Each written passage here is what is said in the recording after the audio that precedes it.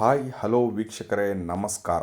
ನಾನು ಇವಾಗ ಸೇಲಿಗಿರುವಂತಹ 2 ಎಕರೆ 20 ಗುಂಟೆ DC ಕನ್ವರ್ಷನ್ ಲ್ಯಾಂಡ್ ಒಂದರ ವಿಡಿಯೋವನ್ನು ತೋರಿಸ್ತಾ ಇದ್ದೀನಿ. ಇದು ಮೈಸೂರು ಸಿಟಿಯಿಂದ ಸುಮಾರು 12 ಕಿಲೋಮೀಟರ್ ದೂರದಲ್ಲಿರುವ ಹುಯಿಲಾಳು ಗ್ರಾಮದ ಸರ್ವೆ ನಂಬರಿಗೆ ಸೇರಿರುವ ಜಾಗ ಆಗಿದ್ದು, ನಾಗವಾಲಕ್ಕೆ ಹೋಗುವ ರಸ್ತೆಯಲ್ಲಿರುವ NJ ಹಾಸ್ಪಿಟಲ್ ಅಪೋಸಿಟ್ ಬರುವಂತಹ ಜಾಗ ಇದಾಗಿದೆ.